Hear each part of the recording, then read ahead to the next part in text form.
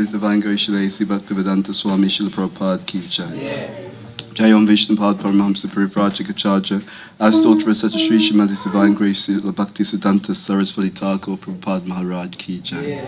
Ananti Koti Vaishnava Vrinda Ki Jai. Namacharya Srila Haridas Thakur Ki Jai. Premsiko Shri Krishna Chaitanya Prabhu Nityananda Shri Advaita Gadadhara Shivasadi Gaura Bhakta Vrinda Ki Jai. Shri Radha Krishna Gopa Gopinath Shamakund Radhakund Giri Govardhan Ki Jai. Shri Vrindavan Dham Ki Jai. Mathura Dham Ki Jai. Navdvip Dham Ki Jai. Yamuna Devi Ganga Devi Tulsi Devi Bhakti Devi Ki Jai. Brihat Madanga Ki Jai. Harinam Sankirtan Yaki Ki Jai. Samaveta Bhakta Vrinda Ki Jai. Jani Tagora Premananti Hari Hari Bol. All glorious to the assembled devotees, Hare Krishna. All glorious to the assembled devotees, Hare Krishna. All glorious to the assembled devotees, Hare Krishna. All glorious to Lotus Feet of Sri Guru and Sri Gauranga. All glorious to Srila Prabhupada Ki Jai. Jai Shri Radha London Ishvara, Shri Jagannath Baladev Subhadra Maharani, Shri Gornitai, Guru Parampara, Tulsi Maharani Ki Jai. Giri Govardhan Ki Jai.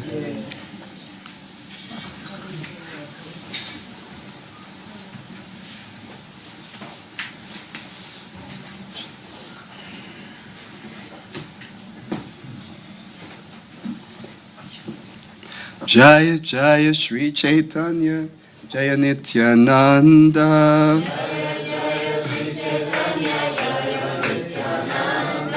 Jaya Dvaita Chandra Jaya Gaura Bhakta Vrinda.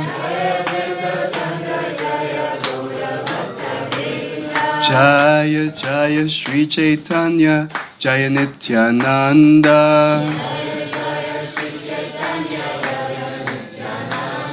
Jaya Dvaita Chandra Jaya Gaura Bhakta Vrinda.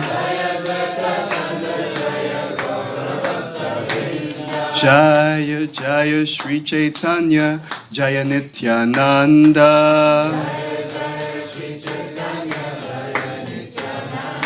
Jaya Dvaita Chandra Jaya Gaura Bhakta Vrinda.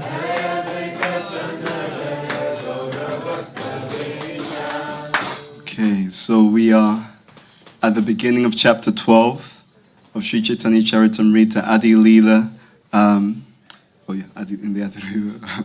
So this chapter 12 is entitled The Expansions of Advaita Acharya and Gadadhar Pandit. So I'll read the introductory prose, and then we'll go through the verses up until verse number 8, which we'll chant together. And there's a purport that we'll read, very interesting purport from verse number 8. Okay, so Bhaktivinoda Thakur gives a summary of the 12th chapter in his Amrita Pravaha Bhasya. The 12th chapter describes the followers of Advaita Prabhu, among whom the followers of Achyutananda, the son of Advaita Acharya, are understood to be the pure followers who received the cream of the philosophy Sri Advaita Acharya enunciated. Other so-called descendants and followers of Advaita Acharya are not to be recognized.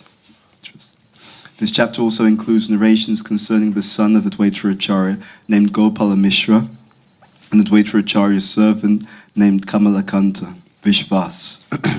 In his early life, Gopal fainted during the cleansing of the Gandicha Mandira at Jagannath Puri, and thus became a recipient of the mercy of Lord Chaitanya Mahaprabhu. The story of Kamalakanta Vishvasa concerns his borrowing 300 rupees from Prataparudra Maharaj to clear a debt of Advaita Acharyas, for which Sri Chaitanya Mahaprabhu chastised him when he came to know of it. Kamalakanta Vishvasa was then purified by the request of Sri Advaita Acharya. After describing the descendants of Advaita Acharya, the chapter concludes by describing the followers of Gadadhar Pandit Goswami. These summaries at the beginning of the chapter are important. They give you an overview of the pastimes which are going to be described, and often Prabhupada will maybe touch upon some aspects of philosophy that are also there. But one thing that you can take, and it's often overlooked, but one thing we can take from this is these are historical narrations. There's a line of individuals who date back to Advaita Acharya. Here it's being spoken of his sons. He actually has 6 sons. They'll be mentioned in later verses, and in the purport, Prabhupada is also writing about that. But also Advaita Acharya, this Panchatattva, he is the combined form of Mahavishnu and Sadashiva. Right?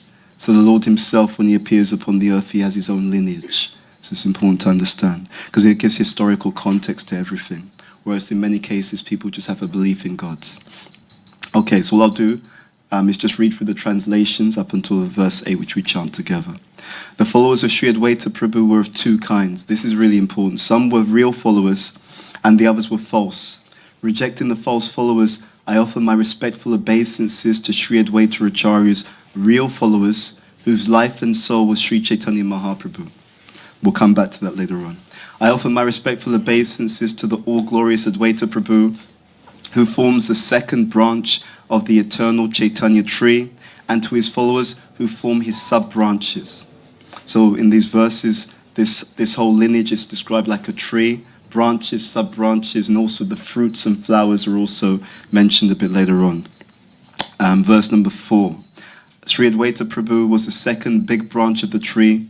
There are many sub-branches, but it is impossible to mention them all. Verse number 5. Sri Chaitanya Mahaprabhu was also the gardener. And as he poured the water of his mercy on the tree, all the branches and sub-branches grew day after day. Very important. He poured the water of his mercy on the tree.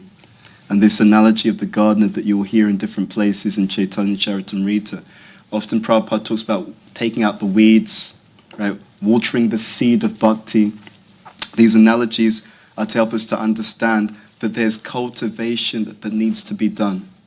Right? Not only the things to give, just like a garden, there's certain things that you give to the plants, but you have to remove some things as well so that the plants can continue to grow. Text number 6, the fruits of love of Godhead that grew on those branches of the Chaitanya tree were so large that they flooded the entire world with love of God.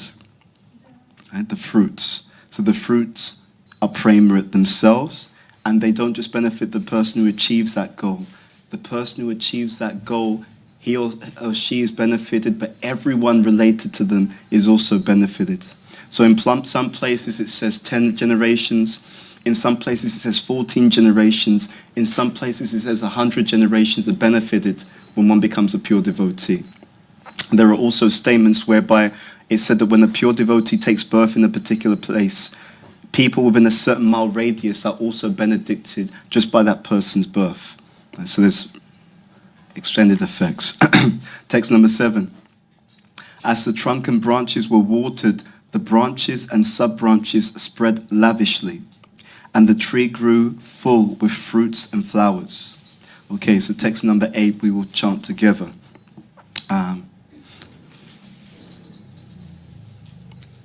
Pratameta ekamata acharyera gana.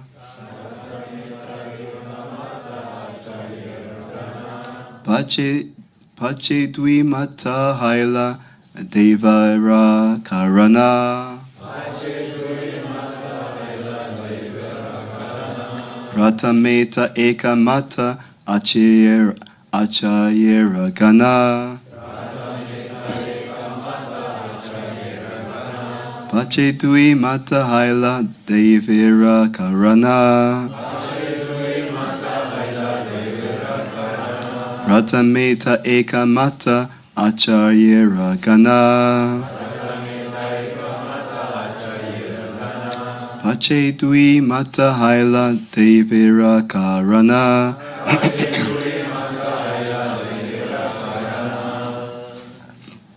Gentlemen.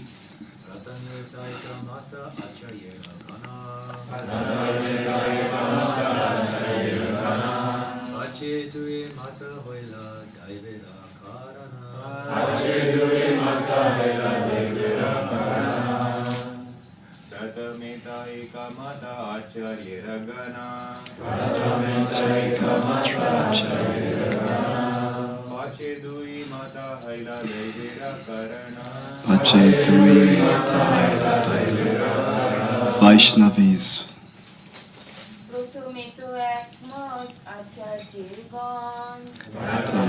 Ekamata Achayerika.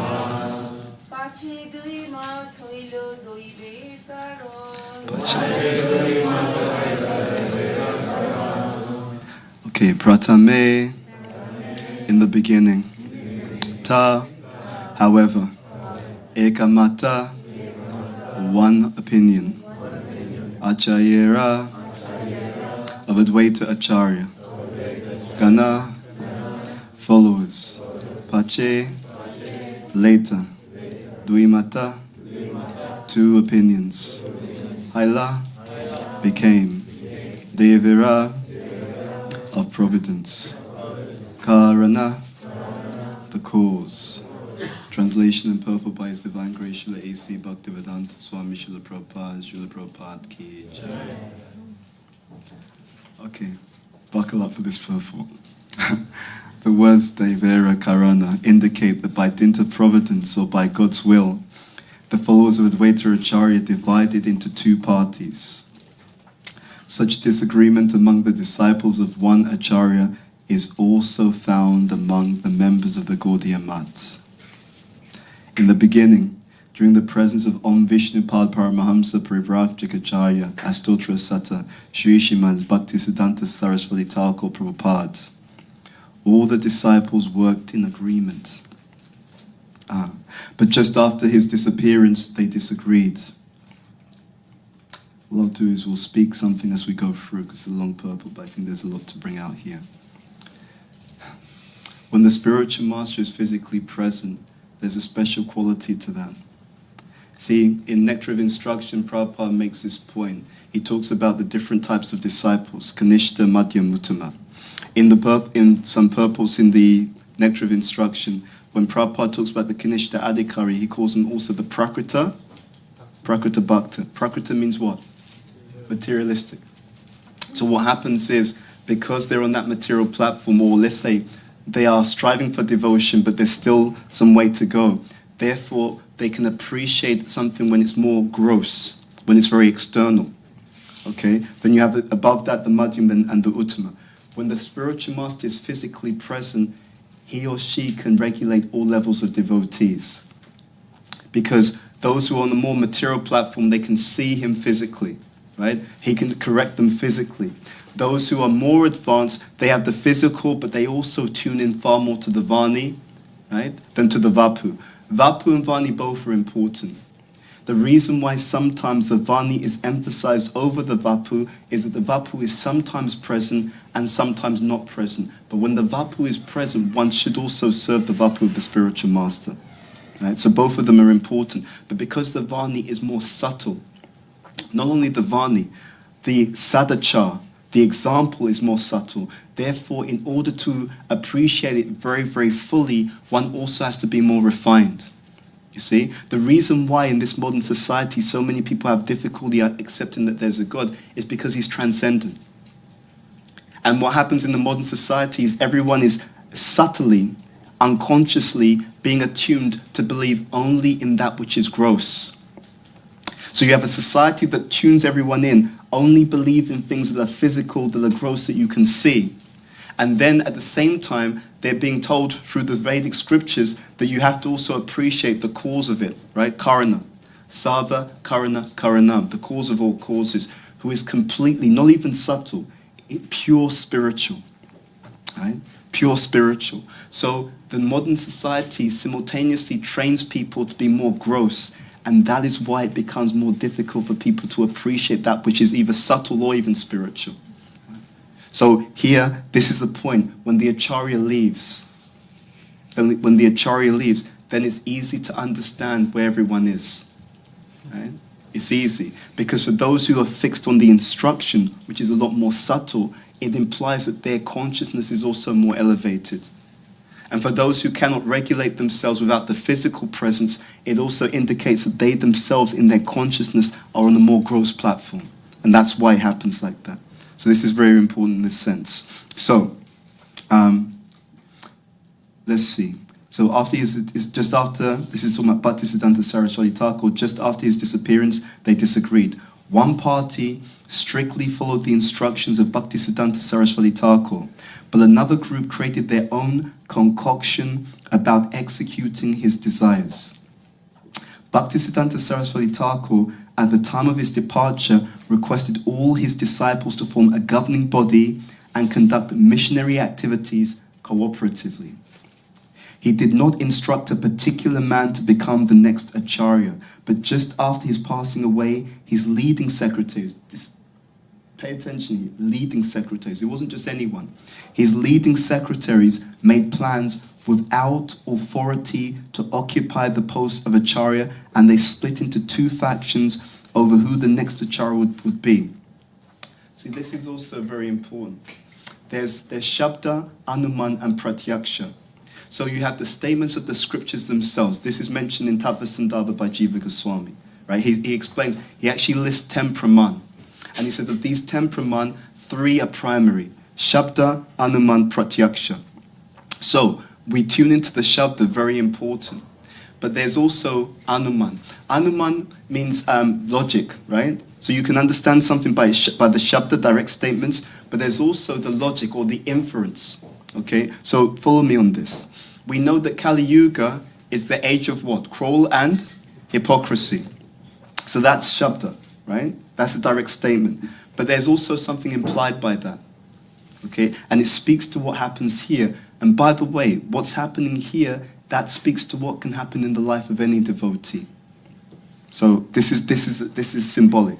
So Kali Yuga is the age of quarrel and hypocrisy. What does that imply? It implies that devotees and living entities in Kali Yuga are likely at different times to do what? What do you think? It's the age of quarrel and hypocrisy. So it's likely that devotees and non-devotees are likely to do what? To quarrel, right? Straightforward, I wasn't trying to catch you out. Okay, so think about that. That means that any community, it means that any organization, it means that any family, any friendship, any marriage that is able to be successful is one where they've learned to deal with disagreements in a healthy way. You understand? So you can take the statement of the Shastra and you can see, what does that imply? Right? So you have the Shabda, what does that imply? It implies Anuman. And then of course Pratyaksha means direct perception. So then you can see, oh, these people get along really, really well. Likelihood is that from time to time they did disagree. But the reason why they're still able to make it work in their friendship, in their relationships, is that they learned to deal with disagreement in a healthy way. So one of the things that you can do with the scriptures is you can read it and see, what is that implying? Right? What is that practically implying? What does that mean that I need to learn to do? And that applies also to movements, communities. It's just like, you know that something is in the atmosphere. Right? So there's a particular illness in the environment. Therefore, you have to take some kind of medicine to give you protection from it. You know it's there, so you're going to have to deal with it in some way, shape, or form. This is what happens when these things are not dealt with. Right? Then you get these splinters. And so, Prabhupada is making the point that they did not follow the authority. It's easy, we can read this and think, well, I would never do that. Well, it's actually very easy to do this. Right? There's a reason why Krishna tells Arjuna, Tadvidi pripratena priprasnena sevaya upadekshantite jnanam jnaninas tatvadashana. He says you approach a bona fide spiritual master. You do what else? You inquire from that person, right? And you render service. And he's Tadvidi. He's because he's seen the truth, he can also show you the truth. And then in the purport, one says, Prabhupada writes, blind following. And what's the other thing he says? Absurd inquiries. He said both of them are condemned. Blind following. So take a moment to just think about this yourself. Are there any instructions that you follow blindly? Because as long as you follow them blindly, you don't understand the full anatomy of the instruction. Right? Let me repeat that. One who does not understand the full anatomy of the instruction. That means you've heard something. I don't understand why it was said. I don't understand the context. I don't understand the situation. Therefore, you open yourself up at some later point for some confusion. Right? Because something was said, but you don't have a full understanding of it. There are three things. There's text, there's context and there's subtext, right? So you can take something out of context and the meaning changes. I remember years ago I was in a class and the speaker was known for being someone who was a bit blunt and harsh with devotees. It's a devotee, but he was being a bit cutting. So he's giving class and he's telling all the devotees, you know, you shouldn't blame the instrument of your karma, Prabhu, right? You shouldn't blame the Prabhupada, and Prabhupada does say that, by the way. That's completely true. He said you shouldn't blame the instrument of your karma. But what he was meaning is, if I give you a hard time, don't blame me, right? Because I'm just an instrument of your karma, right? So you can have that anyway, right? So you shouldn't blame me, right? You should think nicely of me and just consider it's your own fault because I'm just the instrument of your karma. Then the next day, Tamal Krishna Maharaj came to class, and he gave the class. And then he started speaking, and he said, not everything that happens is Krishna's will. He said, Krishna doesn't will that the cows be slaughtered. He said, there's a difference between what Krishna wills and what Krishna sanctions. Sanction means it's what you allow. Will means it's what you want to happen. Right?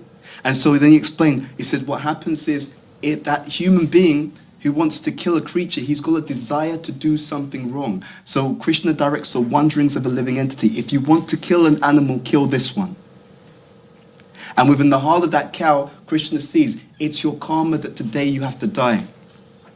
So therefore the two things come together. So the animal's got the karma that they have to die today. But the reason why that karma is coming through this particular individual is because this individual has the wrong what? The wrong desire. You see? And if they didn't have the wrong desire, they could not be held responsible for their activities. Do you understand how it works? So text, subtext, and context. Things have to be understood properly. Otherwise, if people are not careful, people can twist the philosophy. They can say something that's completely true, but they're saying it to cover their own bad behavior.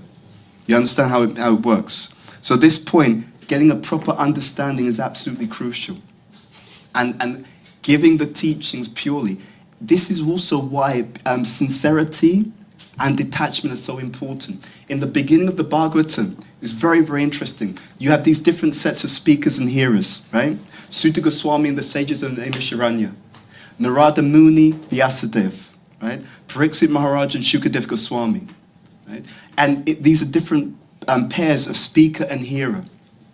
And in one place, when certain speakers are being glorified, some of the things which are mentioned about them is their detachment, right? The external symptoms of bhakti in that particular place, first canto of Bhagavatam, are highlighted as gyan, right, which is knowledge, and vairagya, which is detachment. Why is knowledge and detachment so important for a speaker? It's because if you're not detached, the philosophy becomes twisted. Right? You see how it works? If I'm attached to something, I will shift the philosophy and give that emphasis according to my attachments. If I want everyone to just do whatever I tell them, then I will emphasize all the things in the philosophy which talk about submission. Right? Prabhupada says submit to your authorities. Hello? Hello? Me. It's not, and the point isn't that it's false, it's true. But the context, right? Is there an agenda behind that statement? Right? So it's the detachment of the speaker is essential in order for them to do what? In order for them to be a transparent via media. In order to make sure that rather than someone's false ego coming through, that the teachings of Guru, Sadhu, Shastra, as is relevant to time, place, circumstance, and audience, that comes through. It should be relevant also to the audience. Just reference, that's stated by Prabhupada. First canto, chapter 4, text number 1. In the purple, Prabhupada makes that particular point. It should be said in such a way that is suitable for the particular audience. He says, this is called realization. So, here, if we don't understand things deeply, we leave ourselves vulnerable to misunderstanding of the nature that can happen, that's being spoken about here. Now, this next sentence is really important. Prabhupada says, consequently, so because they didn't follow what they were told to do by their spiritual master, Guru Avagya, Prabhupada says, consequently, both factions were asara, or useless, because they had no authority, having disobeyed the order of the spiritual master. Despite the spiritual master's order to form a governing body and execute the missionary activities of the Gaudiya Math, the two unauthorized factions began litigation that is still going on after 40 years with no decision.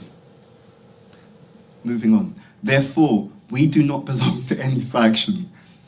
Now that in itself is very, very interesting.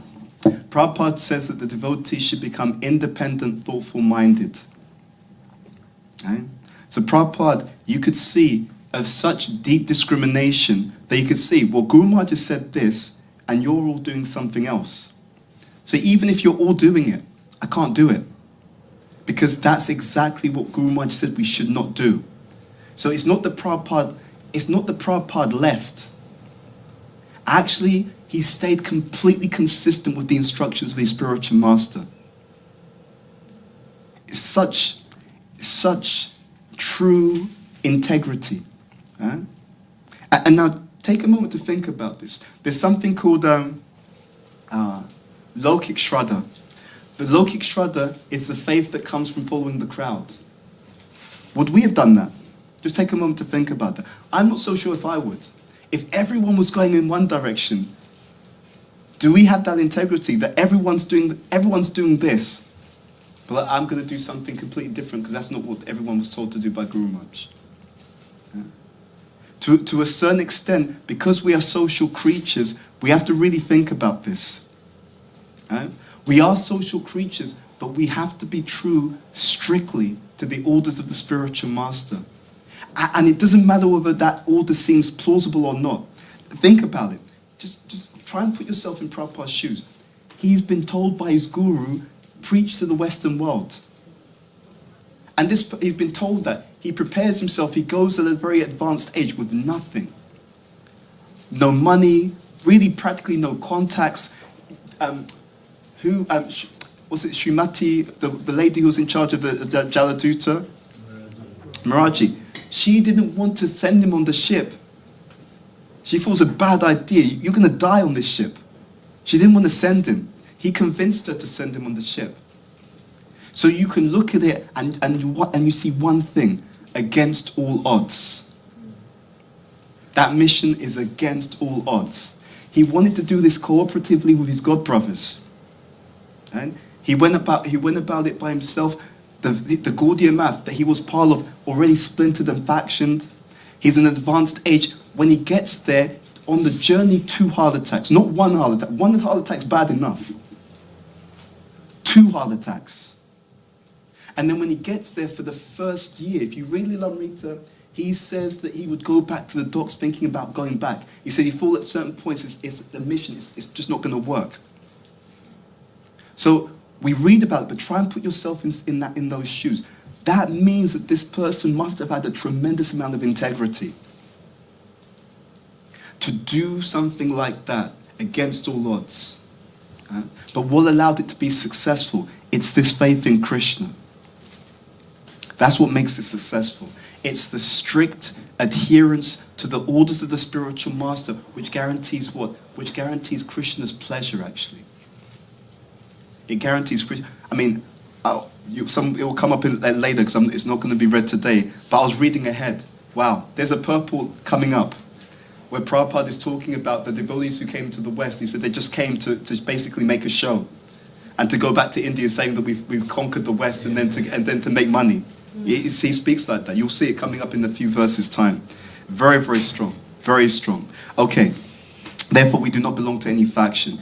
But because the 2 parties, busy dividing the material assets of the Gaudiya Math institution, stopped the preaching work, we took up the mission of Bhaktisiddhanta Saraswati Thakur and Bhaktivinoda Thakur to preach the cult of Chaitanya Mahaprabhu all over the world. This is interesting. Under the protection of all the predecessor acharyas. And we find that our humble attempt has been successful. So Tamal Krishna Maharaj had a dream. And in his dream, he saw Prabhupada. And Prabhupada was speaking to the previous acharya. So he told him, He said, Prabhupada, I had this dream, and in this dream I saw you giving a report to the previous acharyas about your preaching work on this planet. Because, by the way, the preaching work goes on in other places in the universe as well, okay? And in other universes. There's one letter where Prabhupada says that Krishna and Arjuna are associated eternally in the material world. And he says that just as there are incarnations of God, there are incarnations of Krishna's devotees as well. He says that Krishna and Arjuna, they can be in multiple universes at the same time engaging in their preaching mission. Prabhupada writes that. So, this point, he took up the preaching mission, and therefore, they were successful. So in this dream, Tamal Krishna Maharaj said that he saw Prabhupada giving a report to the previous acharyas. And Prabhupada, in the dream, he said, Prabhupada, you were telling the previous acharyas that the people on this planet, they're not very intelligent. In fact, Prabhupada's listing all the disqualifications. So they're not very intelligent, they're not very pious. He just lists one disqualification after another. He says, but the one good thing is, so far, the one good thing that they've done is taken shelter at my lotus feet. Tamal Krishna Maharaj told Prabhupada that, and Prabhupada said that actually that is a fact. Like that. This taking shelter of the pure devotee, the instructions of Guru, is the secret of success, and Prabhupada will go on to say that. We followed the principles especially explained by Srila Vishwanath Chakravarti Thakur. This is so important, and Prabhupada speaks about this often. We followed the principles especially explained by Srila Vishwanath Chakravarti Thakur in his commentary on the Bhagavad Gita verse beginning Vyavasa Atmika Buddhiya Ekeha Kurunandana. Okay, this is about being one-pointed. According to this instruction of Vishwanath Chakravarti Thakur, it is the duty of a disciple to follow strictly the orders of his spiritual master. The secret of success in advancement in spiritual life is the firm faith of the disciple in the orders of his spiritual master. I'm going to repeat that again. The secret of success in advancement in spiritual life is the firm faith of the disciple in the orders of his spiritual master. This is where all the magic happens. Why? Because Guru is the mouthpiece of Krishna. So if the spiritual master says, go left, it means Krishna wants you to go left. Or, interestingly enough, there's another nuance to this.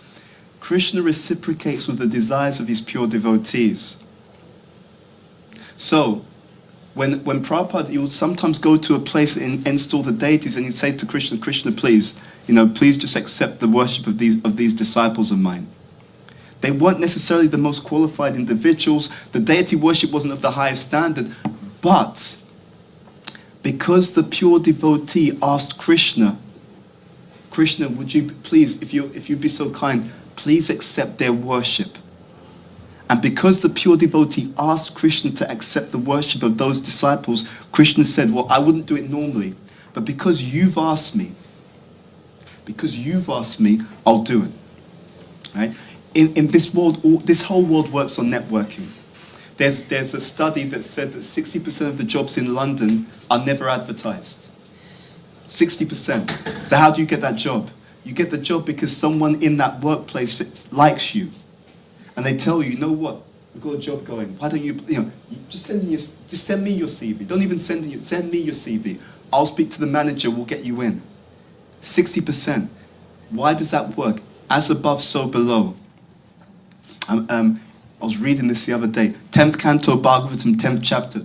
It's the pastime of Nalakuvera and Manigriva, right? And they're being liberated. Krishna, he goes between the trees, the wooden grinding mortar, the trees are uprooted, etc. Prabhupada, in at least two purports, 10th canto, chapter 10, he makes the same point again and again. It is without the mercy of a pure devotee, one cannot become successful in spiritual life. One has to get the mercy of a pure devotee. They are the transparent via medium. They say to Krishna, Krishna, I know this person's a rascal, but please, can you do something to help them? Krishna, like, okay, then we'll see what we can do. Right, we'll see what we can arrange for them.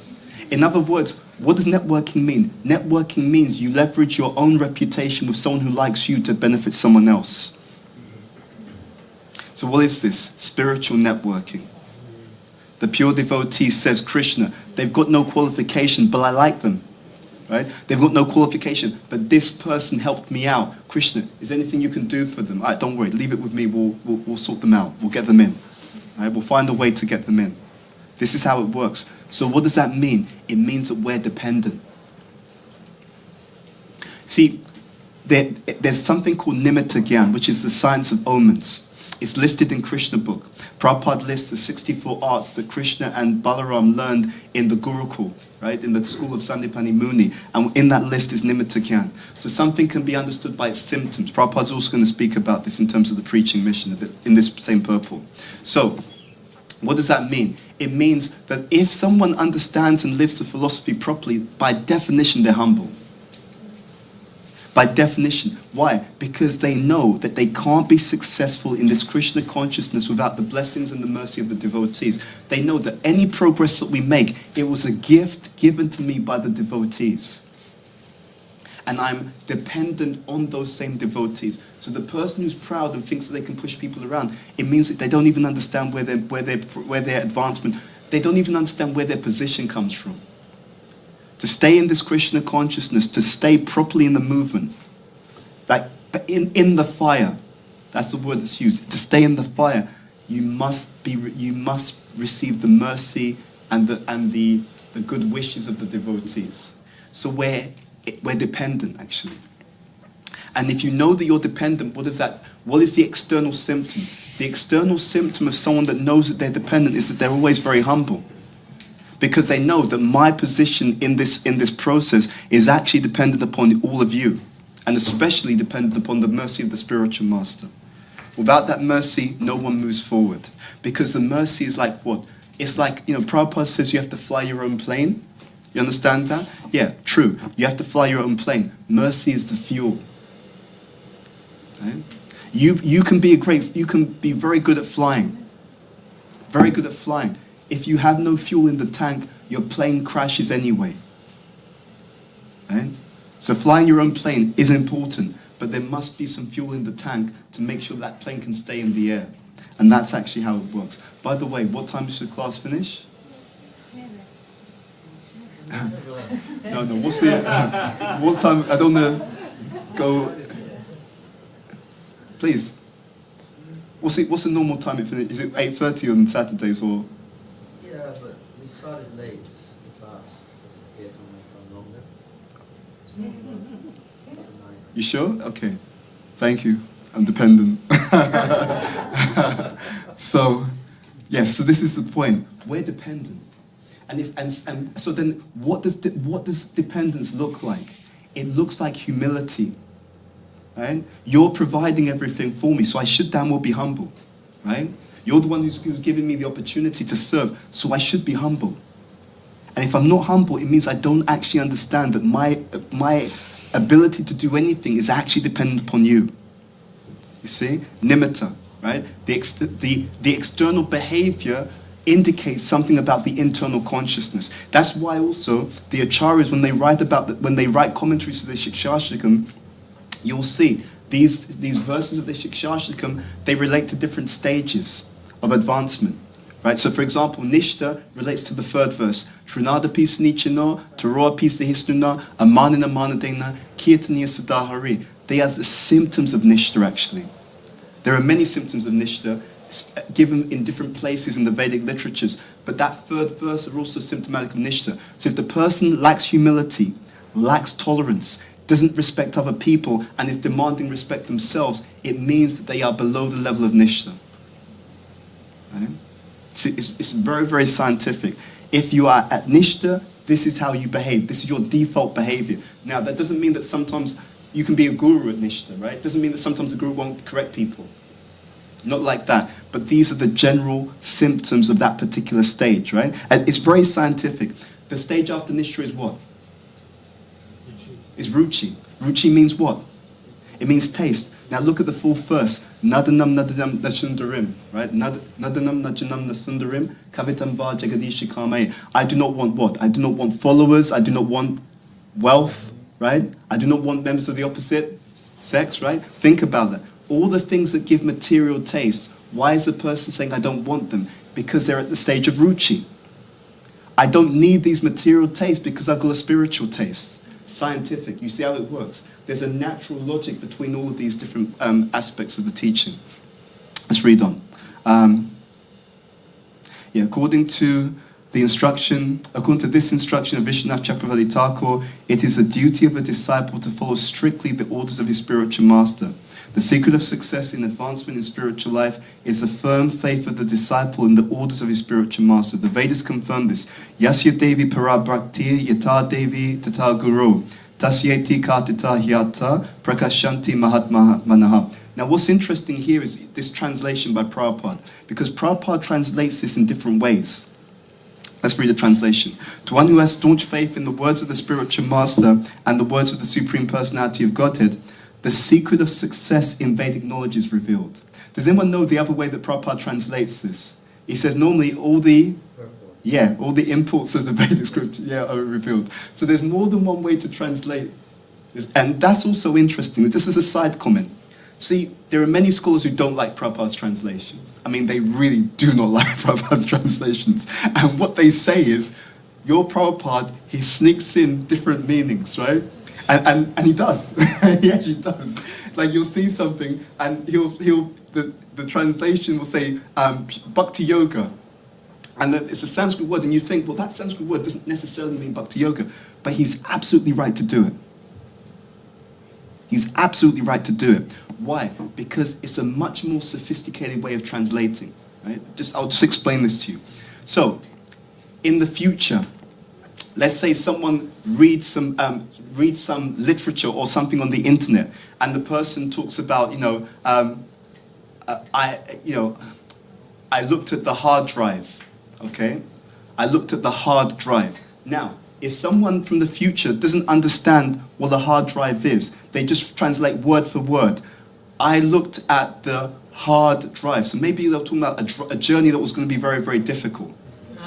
Right? Hard drive. But if you know what a hard drive actually is, then you translate it differently. Oh, hard drive means a particular piece of technology. So it's not each individual word. You have to know what's behind that particular word in order to translate it properly. So that's one reason why it's much more nuanced to translate scripture. Another thing is that there's what's called the implied meaning. So for example, there is in Bhagavatam, it speaks about the pure-hearted people who live by the river Ganga. But the translation says, actually, the translation strictly says, those who live on the river Ganga. So the rule in Sanskrit is, when the direct meaning doesn't make sense, you look at the indirect meaning. Because you can't have a village on the river. Yeah. Right? If you have a village on the river, what happens to the village? It sinks into the river.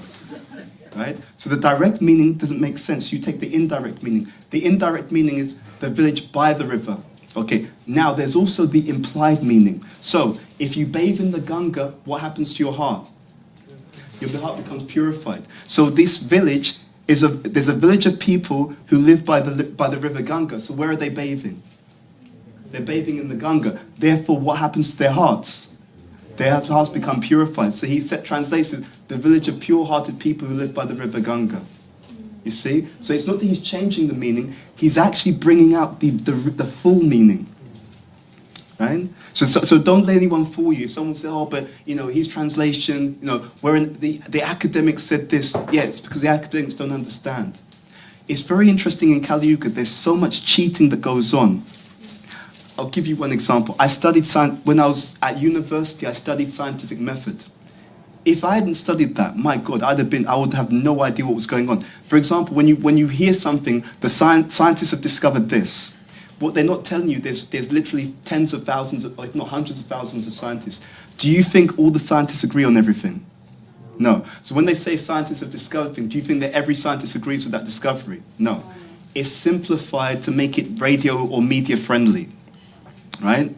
That if they had to explain it properly, they would say, some scientists agree with this, some scientists disagree. You take it a step further. When scientists say that they discovered something, it means that they did some kind of experiment. Do you think that these experiments are so straightforward, right? That if you do an experiment, the experiment's perfect and everything that you find, it works out, there's always the same answer. What do you think, yes or no? No, there's always anomalies. We studied this. There's always anomalies. When we studied this, they pointed out that many scientific theories, they don't change even though there's evidence against them. It's only when the evidence is consistent for years, then people are forced to change the paradigm, because no one likes to change their paradigm. Have you ever noticed that when you're preaching to someone, they don't really want to accept Krishna consciousness because it means that they have to really change? What do you mean eating meat is wrong? I was about to go to McDonald's. Those are the only recipes that I know, and now you're telling me that I've got to change that? Whoa, it's too much.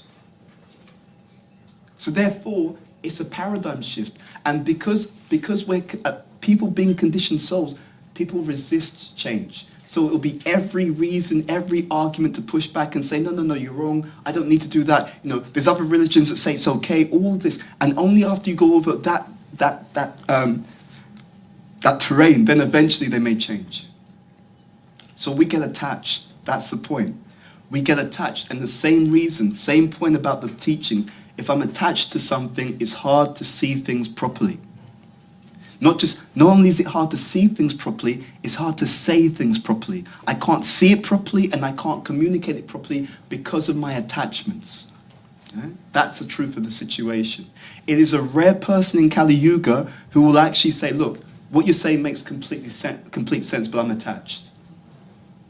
They won't say that. Instead, they'll just try and justify. No, but Prabhu, we don't have to surrender completely to Krishna. It's okay. Prabhupada said just add Krishna. Just add Krishna. Yeah, he says it at the beginning, Prabhu. But Prabhupada says the last instruction is the most important. What's the last instruction of the Bhagavad Gita? Sarvadhamma Parityaja. Mame kam saranambraja aham tvam sava papebhyo moksha yeshyami masucha. Yes, you can go on that journey, but this is your destination. The destination of the devotees, you should surrender completely to the Supreme Personality of Godhead. He will protect you from all sinful reactions. Do not fear. So we need to become deeply honest. Then we can tell the truth. It doesn't matter whether we are at the standard or not. Don't change the philosophy. Well, if you do, please never change the philosophy. Right? Whether people can follow it, can't follow it, don't change it. It's very, very dangerous. Because the philosophy is like medicine. Right? The medicine is meant to cure people. Even if I can't take those 2 pills and then the ointment in the evening. Okay, you may be working your way up to it, but don't give people the wrong prescription. Right? Because if they can take it, let them take it. And actually what happens is, we're like in a hospital. The more people become healthy, the more it creates an environment conducive to your own health. So it's in our best interest to make sure people take the medicine as accurately and as fully as they possibly can. That's the teaching. So don't twist anything out of it. Anyway, let's read on.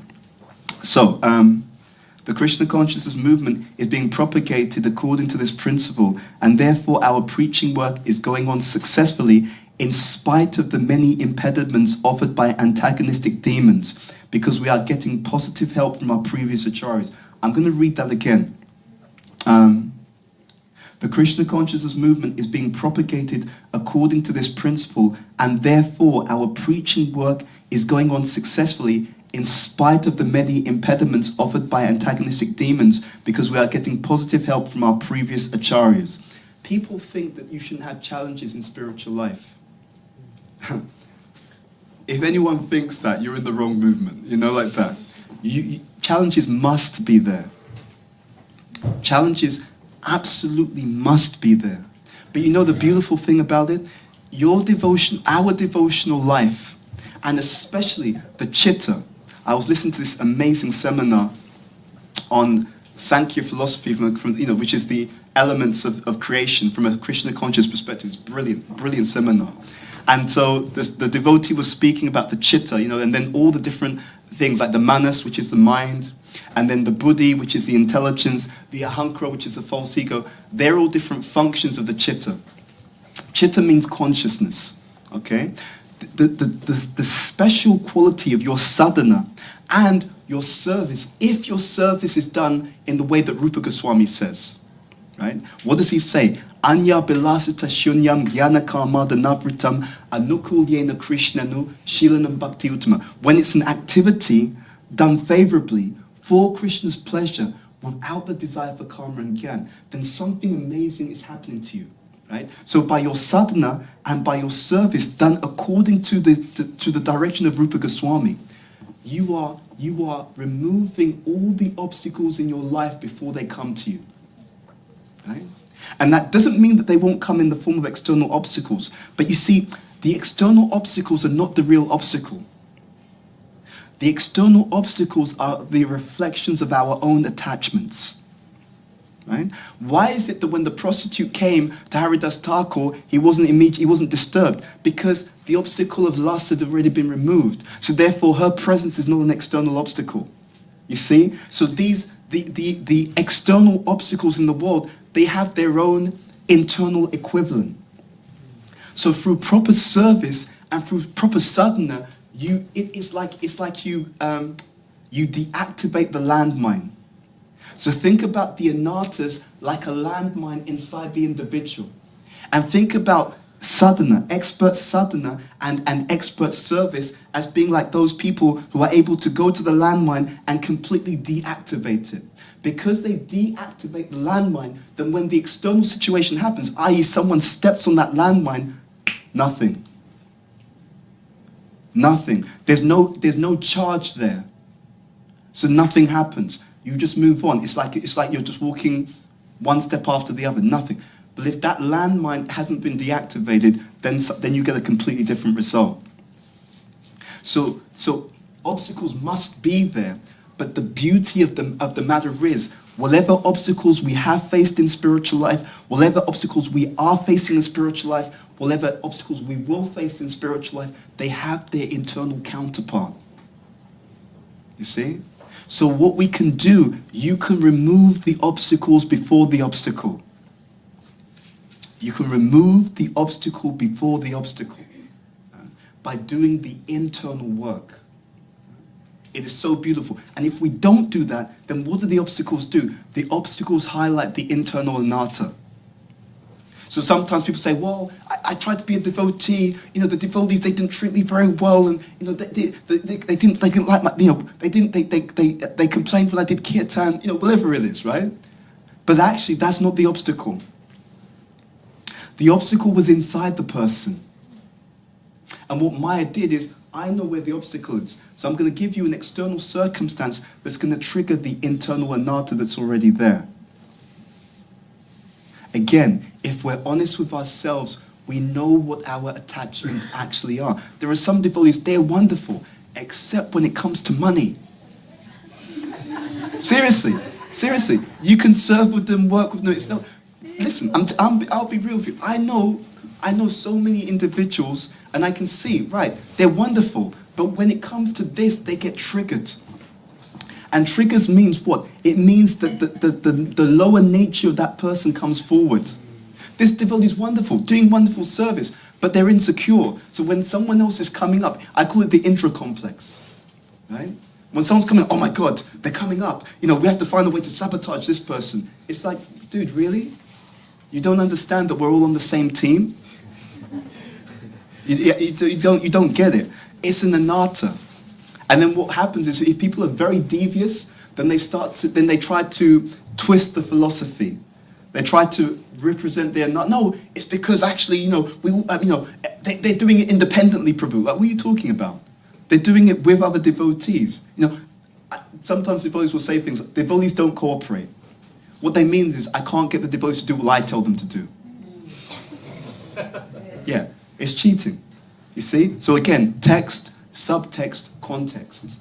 If we're not objective and impartial, you twist the philosophy. You can say things which are completely true, but it's out of context and it's being used in a manipulative way. It's called cheating, that's what it's called. So we have to actually do these things properly. It requires sincerity. Let's read on. Hope that's not too heavy. It's okay. The Krishna consciousness movement is being propagated according to this principle, and therefore our preaching work is going on successfully in spite of the many impediments offered by antagonistic demons. I'll read on. One must judge every action by its result. The members of the self-appointed Acharya's party who occupied the property of the Gaudiya Mat are satisfied but they could make no progress in preaching. That's also very interesting. It says they are satisfied. It means that they got some material thing. It's not spiritual, right? Because you have to do, for spiritual satisfaction, the only satisfaction, this is to be underlined, none of us are going to be happy unless Christians please with us. No one. No one's going to be happy unless Christians please. And that means that we fulfill the orders of the spiritual master. Happiness, for a pure devotee, their only ability to sense happiness is to feel that Krishna is pleased. That's what it means. So sometimes devotees are unhappy. What does that mean? It means I have to look again. What am I actually doing? Right? What am I doing? What is the quality with which I'm doing it? Because ahoy tukaya pratiyata yatmasu prasidati. Again, beautiful verse. I love that verse. What? Devotional service should be unmotivated and uninterrupted in order to completely satisfy the self. It's there directly in Bhagavatam, in order to completely satisfy the self. The reason why Krishna sends his devotees to this earth planet is because it's breaking Krishna's heart to see his parts and parcel suffering. That's why they actually came. We sometimes say we're doing it to help other people with their suffering. Actually, Krishna's also suffering. And many of you are parents. It's like that. You see your kids suffering, and you suffer even more. Because you're thinking to yourself, what are they doing? What are they going through? You identify with them, so their suffering is your own.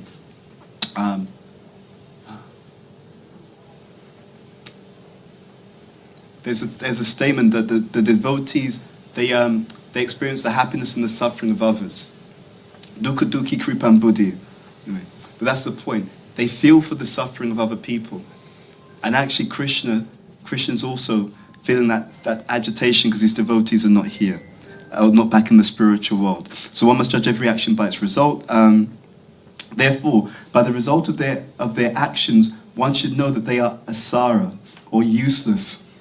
Whereas the success of the ISKCON party, the International Society for Krishna Consciousness, which strictly follows Guru and Gauranga, is increasing daily all over the world. Srila Bhaktisiddhanta Saraswati Thakur wanted to print as many books as possible and distribute them all over the world.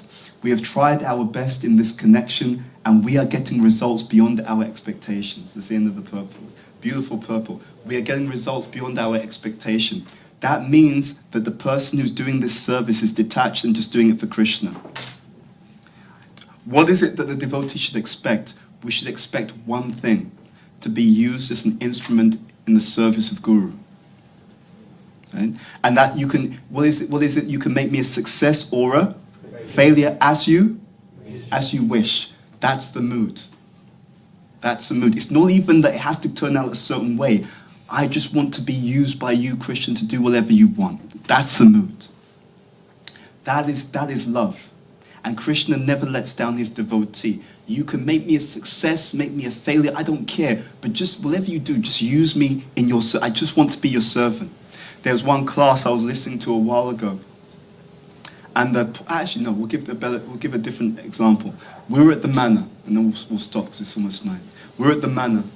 And years ago, there were these pictures going around. There was a picture of a self-manifesting Sheela from a place called Dandabanga, which is where Lord Nityananda broke Lord Chaitanya's danda. And it was understood that whoever sees that picture of that self-manifesting Sheela, for that person, this is their last life. They'll go back. So what happens, Tamal Krishna Maharaj had given class at the manor, and then we were in one of the rooms, having darshan, group of devotees were having darshan with Maharaj, and they were passing this picture around. And so he asked them, what is this picture? And they told him, this is a picture of a self-manifesting Sheela. Anyone who sees it, the saying is that they'll go back to God in this lifetime. He refused to look at it. And he said, why do you want to go back? He said, there's still so much service to be done here. And he refused. I don't want to see the picture. He said, I want a picture of Prabhupada. He refused to look at it. I was there. He refused to look at the picture.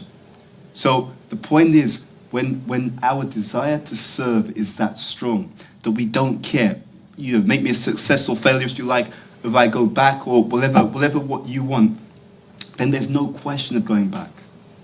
Yeah? So, some thoughts on this area of Chaitanya Charitamrita. Chaitanya Charitamrita ki jai, Srila Prabhupada ki jai, Janitai Gaur Premanandi, Hari Hari Bol. Srila Prabhupada ki jai. Thank you. So, should we stop here? Do we have time for a question? I know it's 9, so I don't, whatever. You can go on. Whoever needs to leave. Okay, whoever needs to leave, feel free to leave. But are there any questions? Yes, Ruben. And I want to say thank you to the organizers for tolerating us. I'm sorry, I have a tendency to go over time. Sorry about that. You handed the temple over to you. Anyone.